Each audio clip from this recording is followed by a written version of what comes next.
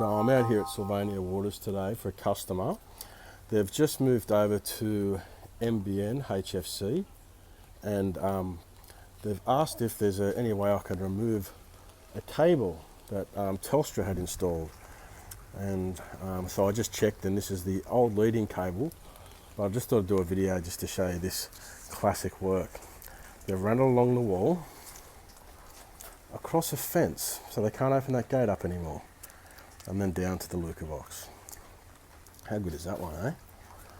Across a fence, so they won't haven't been able to use that fence, she said, for like the last 5 years. I don't know if you can see, sort of runs in through the garden here.